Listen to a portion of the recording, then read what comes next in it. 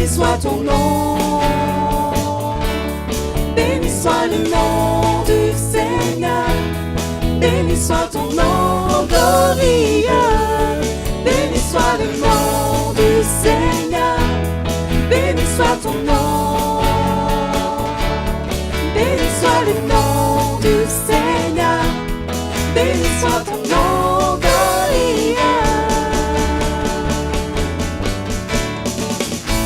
Béni soit ton nom. Sur moi brille le soleil. Quand ma vie semble me sourire. Béni soit ton nom. Béni soit ton nom. Sur la route semée de souffrance. Si l'on pousse d'offrir ma louange. Béni soit ton nom.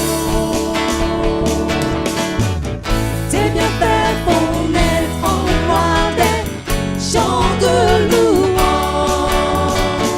Et même au cœur de la Seigneur, je redirai. Tes bienfaits font naître en moi des chants de louange. Et même au cœur de la Seigneur, je redirai. Béni soit le nom du Seigneur. Béni soit ton nom. Béni soit le nom du Seigneur. Tapez des mains avec nous. Béni soit ton Louons nom le Seigneur. glorieux. Ensemble. Béni soit le nom du Seigneur. Béni soit ton nom. Béni soit le nom du Seigneur. Béni soit ton nom glorieux. Béni soit le nom du Seigneur. Béni soit ton nom. Béni soit le nom du Seigneur. Béni soit ton nom glorieux.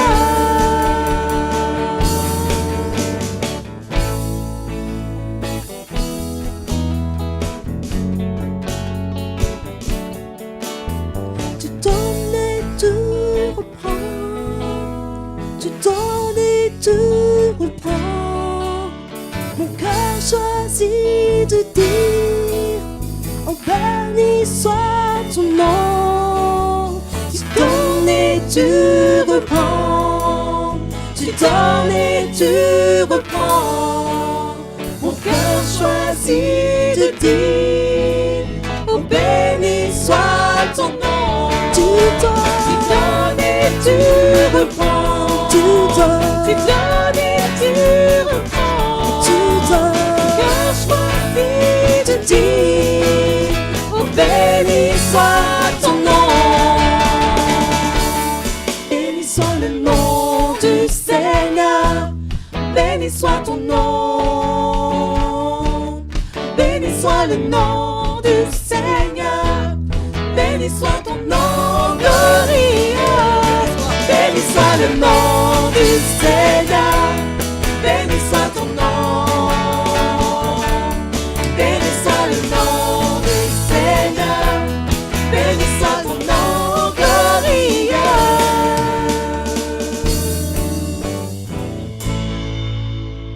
Alléluia. Que son nom soit béni. Amen.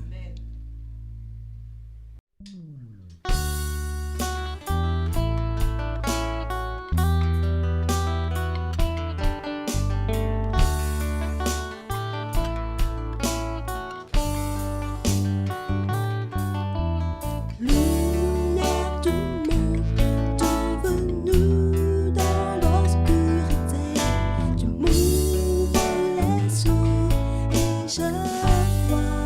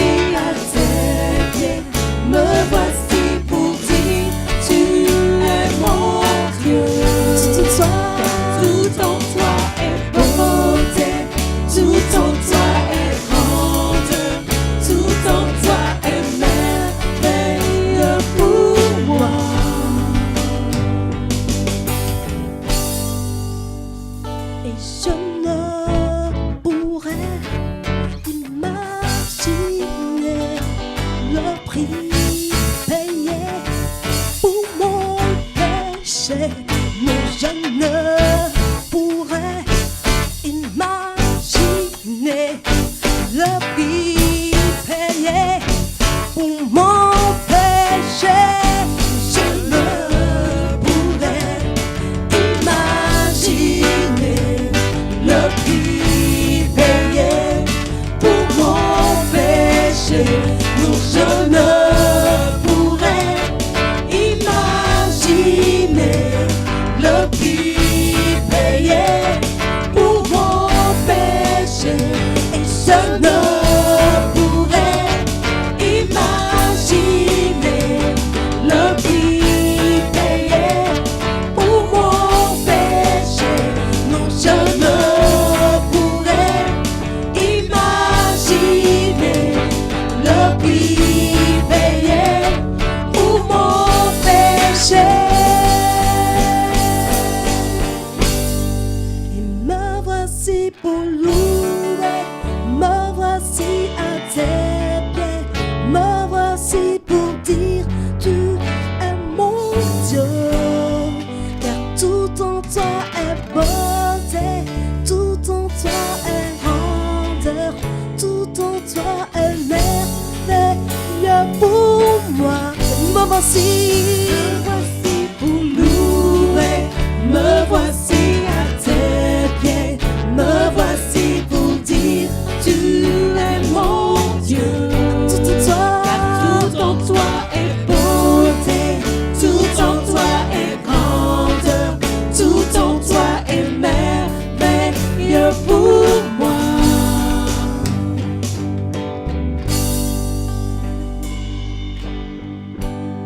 Merveilleux pour moi. Merveilleux pour moi. Merveilleux pour moi. Merveilleux pour moi. Merveilleux pour moi. Merveilleux pour moi. Merveilleux pour moi. Merveilleux pour moi. Merveilleux pour moi. Merveilleux pour moi. Merveilleux pour moi. Tu es merveilleux, tu es merveilleux. Merveilleux pour moi. Merveilleux pour moi. Merveilleux pour moi. Merveilleux pour moi. Tu es merveilleux. Merveilleux pour moi.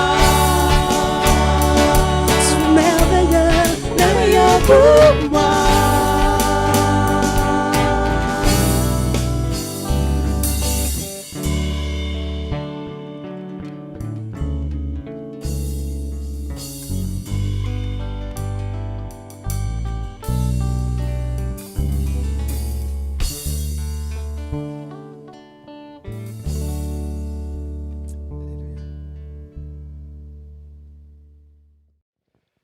Bonjour à tous, j'espère que vous vous portez bien et que vous avez passé une bonne semaine malgré le confinement. Nous sommes confinés mais nous ne sommes pas liés et c'est ici toute notre joie. Car encore en ce matin, nous ne sommes pas rassemblés physiquement mais nous le sommes au moins spirituellement. Béni soit le Seigneur que son projet ne s'était pas arrêté aux bâtiments qui sont actuellement fermés.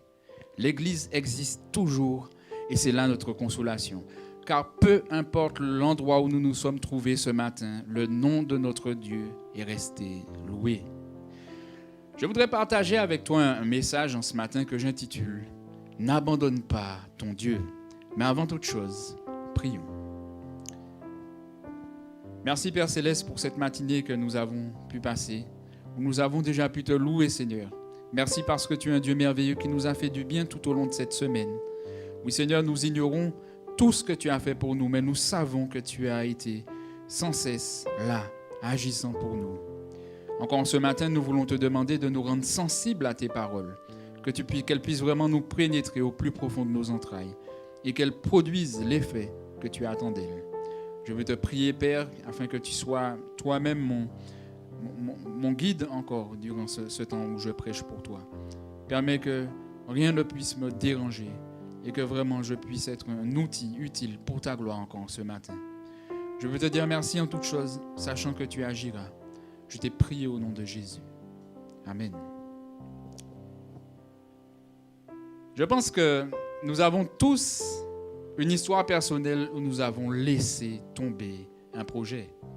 Entre autres, c'est peut-être par manque de fonds, manque de moyens, d'énergie, de sagesse, de calcul, de discernement pour pouvoir arriver à la fin de notre projet. Il existe dans le monde et dans toutes les époques un projet pharaonique qui était en premier lieu très innovant, qui aurait facilité le quotidien de tant de personnes, mais qui par manque de moyens, il a été arrêté. Près de la ville d'Orléans, quand on est sur l'autoroute, on peut apercevoir à peu près 18 km de viaducs en béton abandonnés sur le bord de l'autoroute. Et le projet de départ était très bien. C'était un projet un mode de transport révolutionnaire qui aurait amélioré le quotidien de tant et tant de personnes. C'était un train sans roues, un train qui glisse sur des coussins d'air et qui aurait certainement pulvérisé tous les records de vitesse moyenne que l'on connaissait à cette époque. Croyez-moi, c'était une vraie prouesse technique à ce moment précis. Plus de 470 km/h en pointe de vitesse. Et croyez-le, à l'époque où le TGV n'était qu'une esquisse sur des planches à dessin, c'était le high-tech de l'époque. Les ingénieurs s'étaient pourtant donnés. Le projet était bouclé. Sur le papier, ils avaient pensé à tout. Ils avaient même fait construire ce premier aérotrain. Ils avaient créé cette première section de chemin pour pouvoir le tester. Ils voulaient finaliser les derniers détails techniques. Mais malheureusement, par manque d'investisseurs, ce projet n'a jamais abouti. Ils l'ont abandonné. Dieu nous a lancés à notre conversion dans un projet extraordinaire. Réussir notre vie chrétienne. Aller jusqu'au bout. Il est évident que Dieu nous a mis tout ce dont nous avons besoin pour pouvoir aboutir à notre projet, qui est le sien d'ailleurs. Mais les Écritures nous encouragent aussi à travailler à notre salut. Contrairement à cet aérotrain, nous avons toutes les ressources nécessaires pour finaliser notre projet. S'il n'aboutit pas, c'est parce que nous l'avons abandonné en chemin. Dieu ne nous abandonne jamais, mais nous pouvons l'abandonner. Il est bon de laisser le Seigneur nous parler durant ce temps où nous sommes confinés, durant ce laps de temps où nous sommes confinés. Et j'aimerais partager avec toi 2 attitudes classiques que l'on retrouve dans l'Ancien Testament. Et ces attitudes conduisent à l'abandon de Dieu. Je t'invite à ouvrir ta Bible dans 1 Samuel au chapitre 8, des versets 1 à 22. 1 Samuel 8, des versets 1 à 22. Lorsque Samuel devient vieux, il établit ses fils juges sur Israël. Son premier-né se nommait Joël, le second Abijah. Ils étaient juges à Beersheba. Les fils de Samuel ne marchèrent point sur ses traces. Ils se livraient à la cupidité, recevaient des présents et violaient la justice. Tous les anciens d'Israël s'assemblèrent et vinrent auprès de Samuel à Rama. Ils lui dirent « Voici, tu es vieux, et tes fils ne marchent point sur tes traces. Maintenant établis sur nous un roi pour nous juger, comme il y en a chez toutes les nations. » Samuel vit avec déplaisir qu'il disait « Donne-nous un roi pour nous juger. » Et Samuel pria l'Éternel. L'Éternel dit à Samuel « Écoute la voix du peuple dans tout ce qu'il te dira, car ce n'est pas toi qu'il rejette, c'est moi qu'il rejette, afin que je ne règne plus sur eux. Ils agissent à ton égard comme ils ont toujours agi depuis que je les ai fait monter d'Égypte jusqu'à ce jour. Ils m'ont abandonné pour servir d'autres dieux. Écoute donc leur voix, mais donne-leur des avertissements et fais-leur connaître le droit du roi qui régnera sur eux. » Samuel rapporta toutes les paroles de l'Éternel au peuple qui lui demandait un roi. Il dit « Voici quel sera le droit du roi qui régnera sur vous. Il prendra vos fils, il les mettra sur ses chars et parmi ses cavaliers, afin qu'ils courent devant son char. Il s'en fera des chefs de 1000 et des chefs de 50. Il les emploiera à labourer ses terres, à récolter les moissons, à fabriquer ses armes de guerre et l'attirail de ses chars. Il prendra vos filles pour en faire des parfumeuses, des cuisinières et des boulangères. Il prendra la meilleure partie de vos champs, de vos vignes et de vos oliviers. Il la donnera à ses serviteurs. Il prendra la dîme du produit de vos semences et de vos vignes. Il la donnera à ses serviteurs. Il prendra vos serviteurs et vos servantes, vos meilleurs bœufs, vos ânes. Il s'en servira pour ses travaux. Il prendra la dîme de vos troupeaux, et vous-même serez ses esclaves. Et alors vous crierez contre votre roi, et vous vous serez choisis, mais l'Éternel ne vous exaucera point. Le peuple refusa d'écouter la voix de Samuel. Non, dirent-ils, mais il y aura un roi sur nous, et nous aussi nous serons comme toutes les nations. Notre roi nous jugera, il marchera à notre tête, et nous conduira nos guerres. Samuel, après avoir entendu toutes les paroles du peuple, les redit aux oreilles de l'Éternel. Et l'Éternel dit à Samuel, écoute leur voix, et établis un roi sur eux. Et Samuel dit aux hommes d'Israël, allez-vous-en, chacun dans sa ville. Les livres historiques ont souvent cet avantage, c'est qu'il est aisé de trouver toutes les informations dont nous avons besoin, sans trop ouvrir un dictionnaire biblique. Dès les premières lignes, nous avons dans ce passage tout ce dont nous avons besoin de savoir de lui. Les livres de 1 et de Samuel mettent l'accent sur la vie de 3 personnages bibliques. Samuel, le roi Saül, mais également David. Si on devait comparer cette période à celle des juges, on dirait qu'elle était plutôt stable. En effet, les 300 ans de l'époque des juges étaient marqués par l'anarchie spirituelle, morale et même politique. Chacun faisait ce qui lui était bon, au temps où il n'y avait pas de roi en Israël. Fameuse phrase que nous connaissons probablement. Jusqu'à ce qu'arrive cet homme extraordinaire, jusqu'à ce qu'arrive notre homme Samuel qui arrive dans un monde qui est bouleversé et qu'il est l'homme choisi par Dieu pour pouvoir le relever. Au moment où le peuple de Dieu s'écroulait sous sa propre corruption, Dieu intervient par la personne de Samuel. Ce n'était pas n'importe qui, Samuel. C'était un homme très très important, mais un homme extraordinaire. C'est un homme qui a porté 3 casquettes différentes, 3 fonctions différentes, juge, sacrificateur, prophète. Il fit des choses extraordinaires. Il a apporté une période de répit, à l'intérieur comme à l'extérieur du pays. Il a géré diverses menaces, je vous l'ai dit. C'était un homme extraordinaire. Puis nous arrivons aux informations de notre texte. Il arriva que Samuel devint vieux et qu'il fallait qu'on lui trouve un successeur, justement. Par pure tradition israélite, Samuel prit ses fils Abijah et Joël et il les plaça à sa succession. Mais le peuple constata que ses fils étaient cupides. Ils recevaient des présents, ils violaient la justice. Les anciens d'Israël ne manquèrent pas de lui dire que ses fils étaient ainsi. Et ils exigèrent de lui maintenant un roi.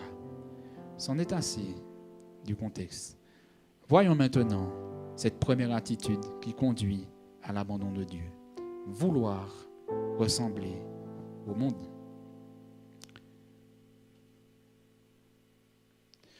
Le problème dans notre passage, ce n'est pas le désir d'avoir un roi. Ce n'est pas ça le problème, frères et sœurs.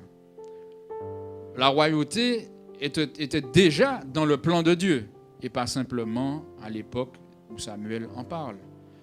Le concept de la royauté a été révélé depuis la période des patriarches, Abraham, Isaac, Jacob. Je vous épargne la succession de passages bibliques, mais si on lit Genèse, entre autres Genèse 17, on peut se rendre compte de cela. Même sous le temps où Moïse conduisait le peuple, Dieu prévoyait déjà ce temps où il y aurait eu des rois en Israël. Par exemple, quand on ouvre nos Bibles dans le Deutéronome au chapitre 17, des versets 14 à 20, il est écrit « Lorsque tu seras entré dans le pays que l'Éternel ton Dieu te donne, lorsque tu le posséderas, que tu y auras établi ta demeure et que tu diras « Je veux mettre un roi sur moi, comme toutes les nations qui m'entourent », tu mettras sur toi le roi que choisira l'Éternel ton Dieu. Tu prendras un roi du milieu de tes frères. Tu ne pourras pas te donner un étranger qui ne soit pas ton frère, mais qu'il n'ait pas un grand nombre de chevaux, qu'il ne ramène pas le peuple en Égypte pour avoir beaucoup de chevaux, car l'Éternel vous a dit, vous ne retournerez plus par ce chemin-là. Qu'il n'ait pas non plus un grand nombre de femmes, afin que son cœur ne se détourne point, et qu'il ne fasse pas de grands amas d'argent et d'or, Quand il s'assiera sur le trône de son royaume, il écrira pour lui dans un livre une copie de cette loi qu'il prendra d'auprès des sacrificateurs, les Lévites. Il devra la voir auprès de lui et y lire tous les jours de sa vie, afin qu'il apprenne à craindre l'Éternel son Dieu, à observer et à mettre en pratique toutes les paroles de cette loi et toutes ses ordonnances, afin que son cœur ne s'élève point au-dessus de ses frères et qu'il ne se détourne de ses commandements, ni à droite, ni à gauche, afin qu'il prolonge ses jours dans son royaume, lui, ses enfants, au milieu d'Israël. C'est un passage caractéristique et il semble même aller dans le même sens que notre passage de 1 Samuel. Mes frères et sœurs, la réalité est tout autre, car ce n'est pas avec n'importe quel motif que le peuple d'Israël était en train de demander un roi, et ce n'est pas non plus avec n'importe quel mobile. Le premier problème avec leur demande, c'est qu'ils désiraient un roi au moment où ils le souhaitaient. Ils n'étaient pas prêts à attendre le temps de Dieu pour avoir un roi. De plus, ils le demandaient avec de mauvais mobiles. Il est bien écrit dans la deuxième partie du verset 5 de 1 Samuel 8 jusqu'au verset 6. « Maintenant, établis sur nous un roi pour nous juger, comme il y en a chez toutes les nations. » Le gros problème de cette histoire, c'est le désir de vouloir ressembler à toutes les autres nations. C'est terrible. Et je veux que nous le comprenions. Il y avait jusqu'ici aucune autre nation dont l'Éternel était le roi. Je l'affirme, c'est une tragédie. Ce désir de vouloir ressembler au monde, en fait, les a poussés à rejeter et à abandonner celui qui est leur Dieu. Quand on connaît le peuple d'Israël, nous le savons. À maintes et maintes reprises, ce peuple a été rebelle. À maintes et maintes reprises, ils ont souvent été caractériels. Ils ont souvent abandonné leur Dieu. Ils l'ont souvent rejeté. Les 40 longues années dans le désert en sont une bonne image pour parler de conséquences à cela. La période des juges est également un très bon exemple. On assiste à un cycle indéterminé sans fin d'abandon et de retour à l'Éternel. La période des rois n'en est pas de reste, puisque nous retrouvons également, durant cette période-là, des rois qui suivent David et d'autres rois qui suivent une autre lignée, qui se suivent eux-mêmes, ils suivent leur propre voie. La période durant l'exil des royaumes du nord et du sud est tout aussi intéressante.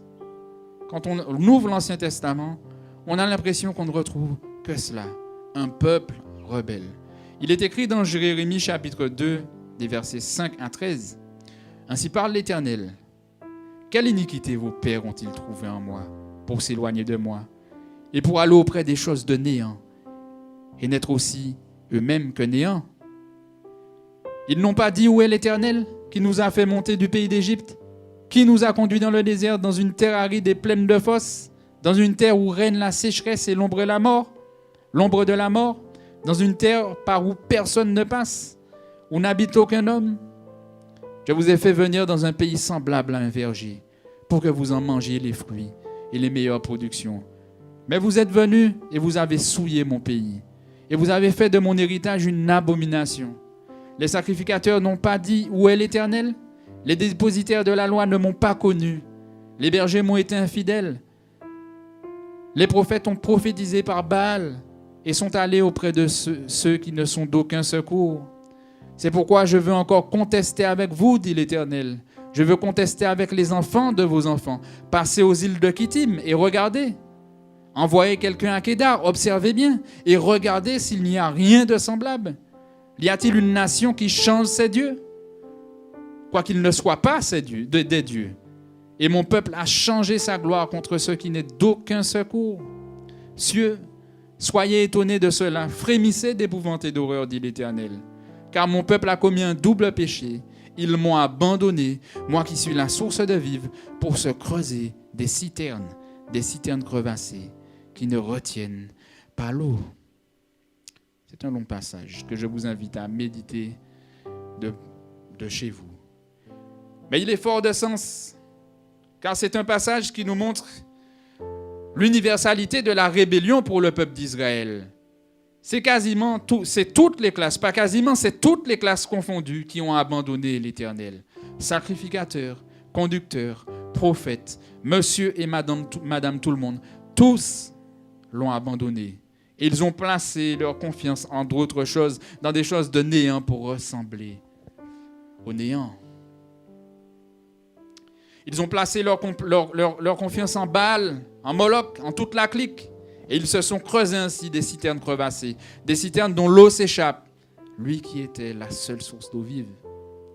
Ils ont voulu prendre exemple sur les autres nations qui les environnaient. Et Dieu même les interroge dans ce passage. Il leur dit, allez à Kédar, allez à Kittim, allez là-bas et regardez si ces nations changent de Dieu. Oh.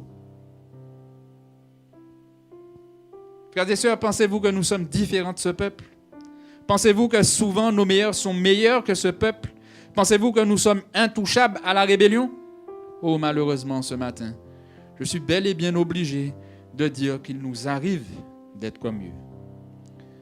Bien sûr, un chrétien n'abandonnera jamais son Dieu dans l'absolu, puisque nous sommes gardés par la foi et par la puissance de Dieu.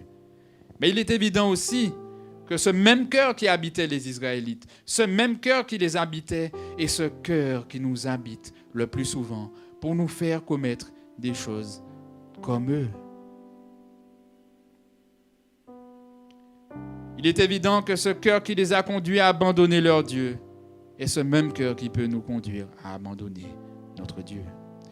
La parole de Dieu est forte en proposition pour nous montrer qu'un chrétien peut abandonner son Dieu.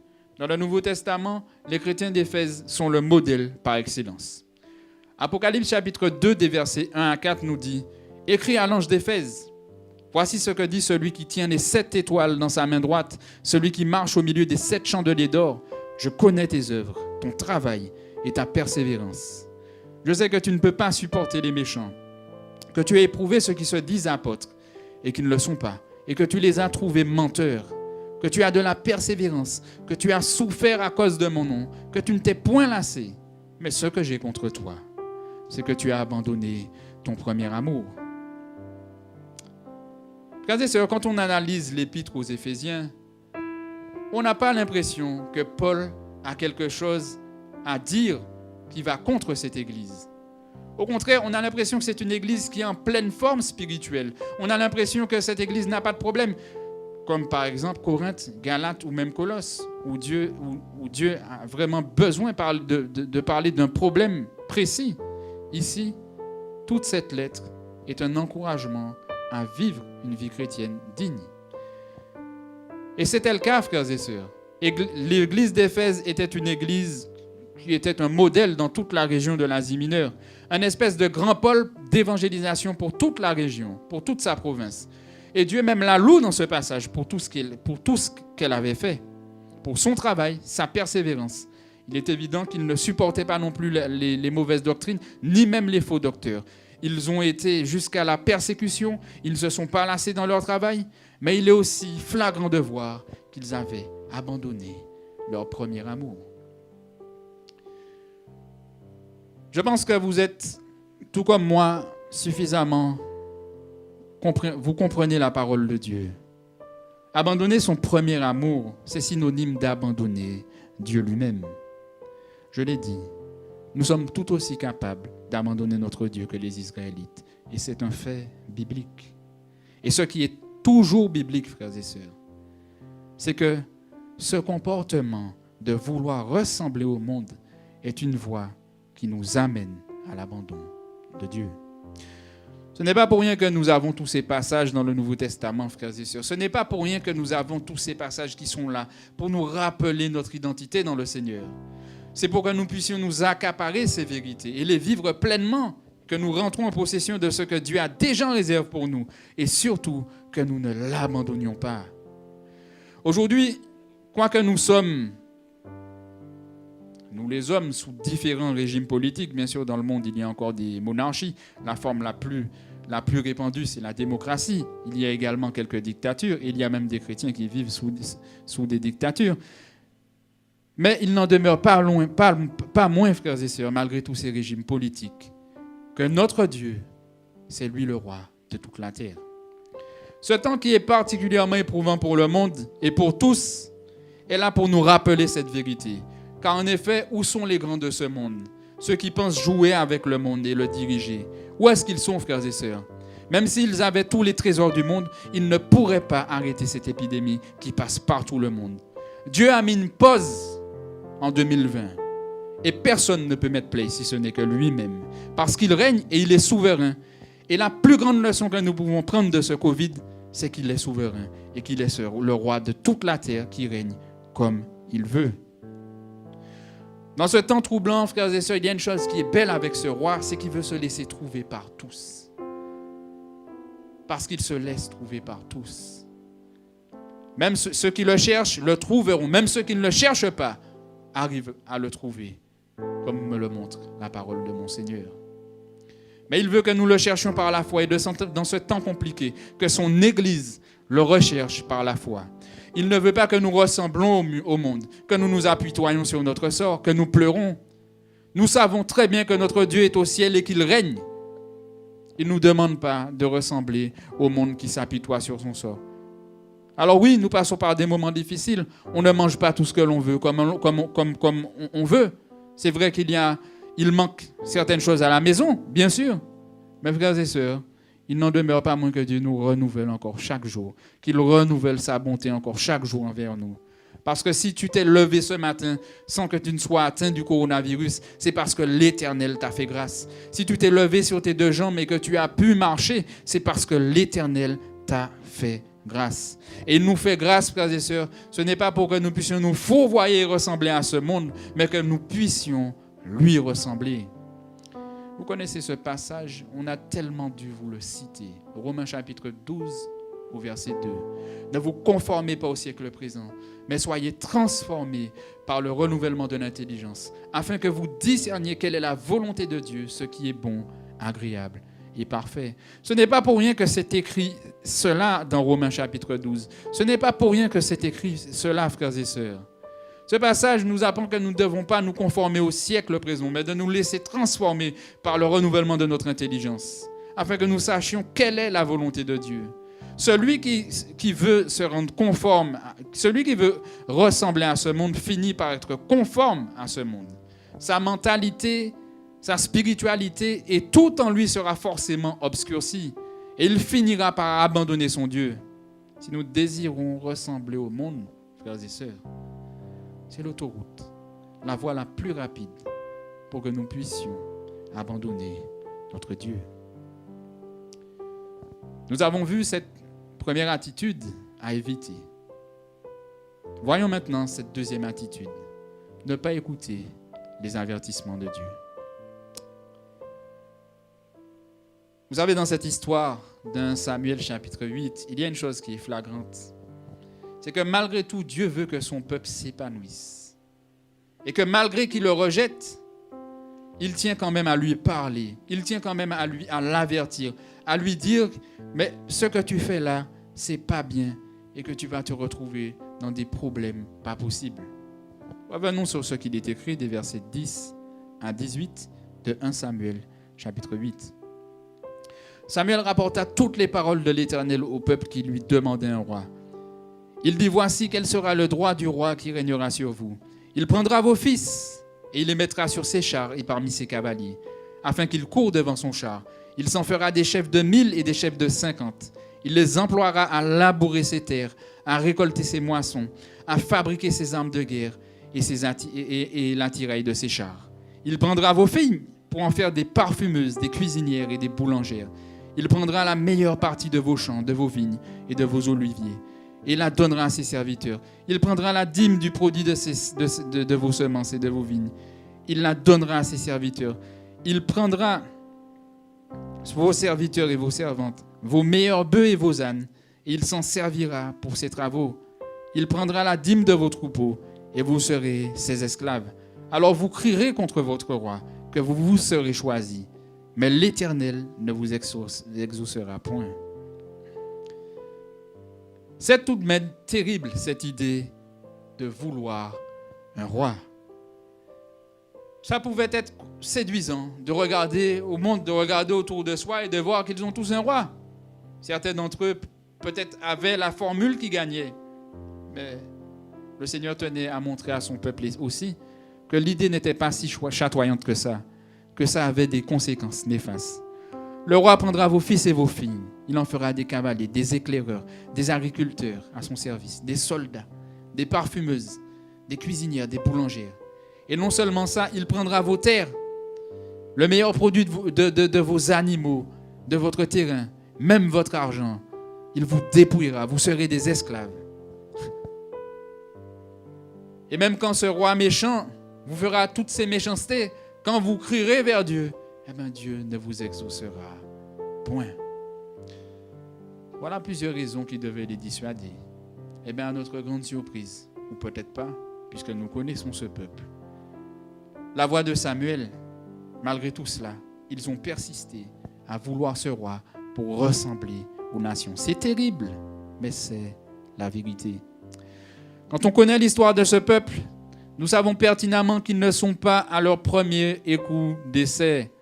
Tant de fois, Dieu dit dans sa parole, « Écoute Israël, écoutez mes enfants, écoute mon peuple. » Et que fait le peuple? Il n'écoute pas. Il persiste en plus dans sa rébellion. Il y en a à l'appel des exemples dans la parole de Dieu, malheureusement. Nous pouvons penser à l'époque de Moïse dans le désert. Je me rappelle entre autres de ce fameux moment où les Kéatites ont voulu usurper la fonction sacerdotale.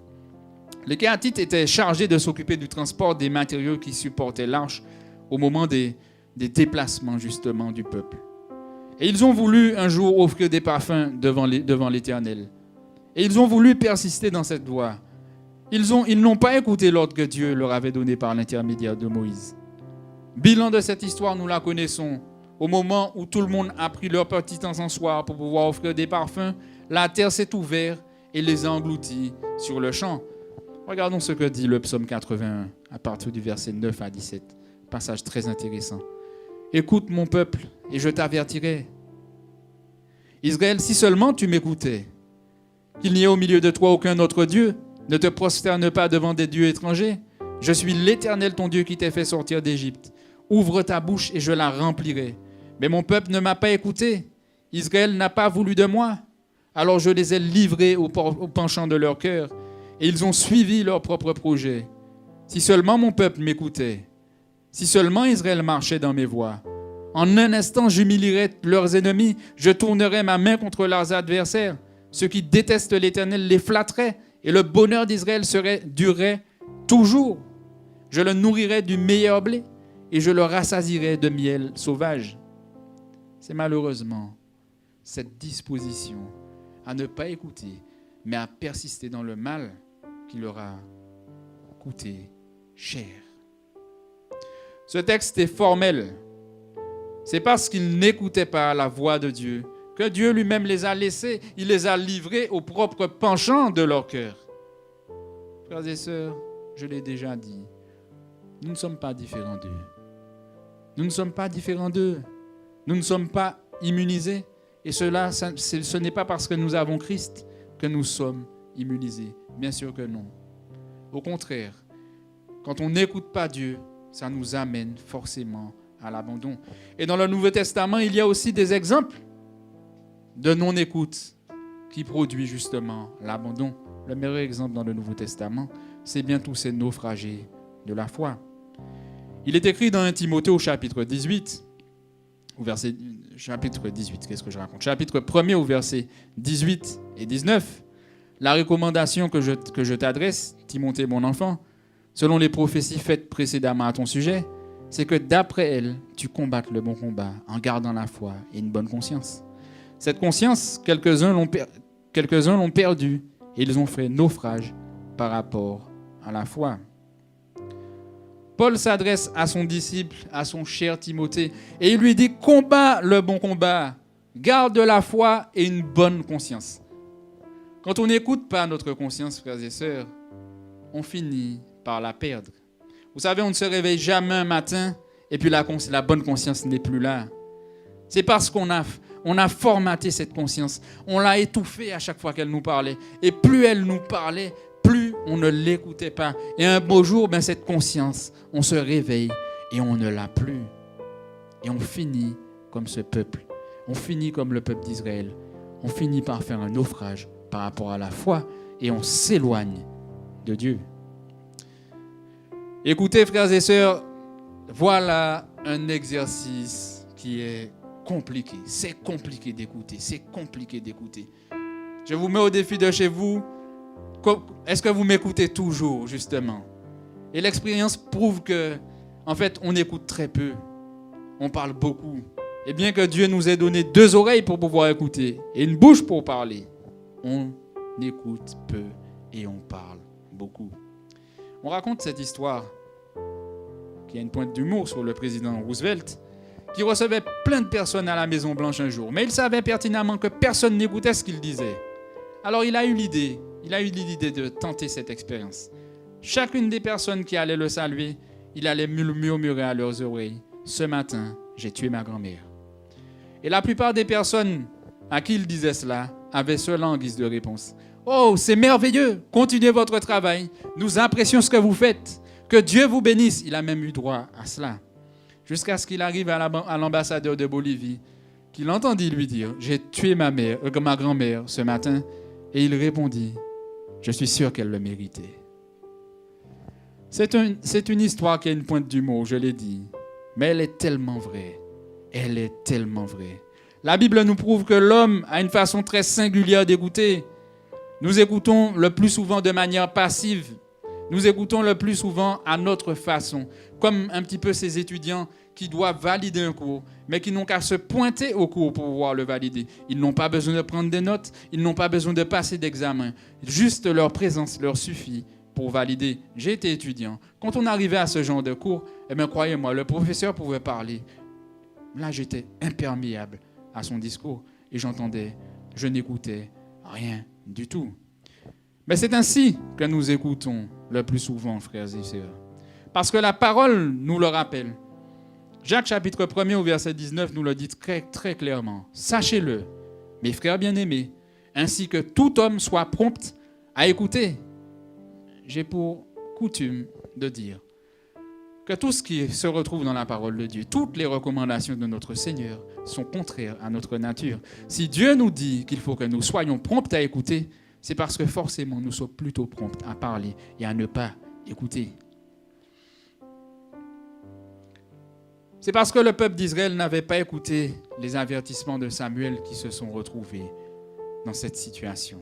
Ils ont abandonné leur Dieu. Et c'est aussi le même dilemme qui nous attend, frères et sœurs. Nous tous, si nous ne considérons pas les avertissements de Dieu, on va finir forcément par le rejeter et par l'abandonner. Notre passage de Samuel se termine par une note tragique au verset 22. Dieu affirme à Samuel, écoute-les, c'est ce qu'ils veulent. Ils veulent un roi, aucun problème. Renvoie-les chez eux et on va leur donner le roi qu'ils veulent. J'aimerais conclure ce message, frères et sœurs, en vous montrant à quel point c'était une erreur de désirer ce roi. Et puis je voudrais aussi qu'on revoie quelques applications. Quand on rejette Dieu pour un homme, pensez-vous qu'on obtiendra quelque chose de bon? Quand on sait qui était ce premier roi en Israël, on se dit, mais effectivement, c'était une grosse erreur, c'était une catastrophe. Après, on aime bien présenter Saül comme étant un roi qui n'avait que des défauts. Je n'irai pas jusque-là. C'était tout de même un homme qui avait une certaine qualité. Oui, sur le plan politique, il aurait été l'homme de la situation, ça je le crois, parce que c'était un roi, une espèce de roi guerrier. Il savait mener ses guerres. Il venait de la tribu de Benjamin, la tribu guerrière de Benjamin. Mais quand il est question de la question spirituelle, ce n'était pas l'homme de la situation. Et on le sait. Quand on connaît Saül, on sait que c'est l'homme qui se fait violence. Au lieu d'obéir à Dieu, il écoute sa propre voix. Il sait qu'il ne doit pas lui-même offrir de sacrifice, mais il le fait quand même. Il n'est pas prêt à attendre Samuel. Dieu lui dit, tu vas dévouer tout par interdit, tu vas tout tuer. Tu ne vas pas prendre les animaux, tu vas aussi les tuer. Et au moment de la fin de la guerre, même Samuel le prophète entend un bêlement de mouton et qu'il trouve ça complètement absurde. Il n'obéissait pas. Mes frères et sœurs, laissez-moi vous montrer une chose. C'est exactement ce qui est écrit dans Jérémie qui est arrivé. Quand on court après des choses de néant, on finit par ressembler au néant. Dieu leur a laissé, leur a donné le choix d'avoir un roi qui leur ressemblait. Et c'est ce qui s'est passé, un roi de néant. Malheur à l'homme qui se confie dans l'homme, car l'homme détruira l'homme à son propre détriment. Frères et sœurs, c'est une histoire qui est pleine de sens pour nous. Dans 1 Samuel chapitre 8, c'est une histoire qui est pleine de sens pour chacun d'entre nous. Nous avons compris cela ce matin. Le fait de vouloir ressembler au monde et le fait de ne pas écouter, de ne pas considérer les avertissements de Dieu, ça nous conduit inévitablement à abandonner notre Dieu. Et le résultat reste identique pour nous encore aujourd'hui. À force de courir après des choses de néant, tu vas finir par ressembler au néant. La vie chrétienne est si fragile, bien qu'il y en ait qui bombent le torse, qui veulent garder l'apparence, mais nous sommes fragiles. On doit entretenir cette vie chrétienne dans la présence de Dieu. Nous vivons un temps qui est compliqué, je le dis, nous sommes confinés dans nos maisons, mais que ce ne soit en aucun cas un temps qui nous laisse à l'abandon de notre Dieu. Au contraire, tâchons d'essayer d'achever, tâchons d'essayer, essayons, car quand nous essayons, Dieu est derrière nous pour nous pousser. Essayons d'achever ce que Dieu a commencé en nous. Que ce temps ne soit pas une excuse, frères et sœurs, pour pouvoir ressembler au monde. Ne nous conformons pas au monde, on va finir par être déçus. Tu l'as vu pour le peuple d'Israël. Ils ont voulu se conformer au monde. Ils ont voulu un roi comme les autres nations, mais ils ont été très déçus lorsque ce roi a commencé à mener le pays. La meilleure façon de réussir dans notre projet, je l'ai dit, c'est d'écouter attentivement notre conscience, la parole de Dieu et le Saint-Esprit. Dieu nous avertit encore et c'est bon de considérer attentivement ces avertissements. Quoi qu'il en soit, frères et sœurs, si nous avons été comme semblables à ce peuple, au cou raide, Dieu reste un Dieu qui est encore prêt à recommencer avec nous, à condition que nous revenions, que nous retournons de notre mauvaise voie et que nous revenions à ses pieds. Dieu, il est ainsi. Il est toujours prêt à nous prendre par la main, à nous saisir la main, encore une fois, si nous sommes prêts à le reconnaître. Frères et sœurs, en ce matin, nous avons vu deux attitudes. À éviter, bien sûr. Ces attitudes conduisent à l'abandon de Dieu. Vouloir ressembler au monde et ne pas écouter les avertissements de Dieu. Que Dieu nous bénisse richement, frères et sœurs, et que nous puissions vraiment rester ancrés dans le Seigneur. Que le Seigneur bénisse sa parole. Soyez tous bénis au nom de Jésus.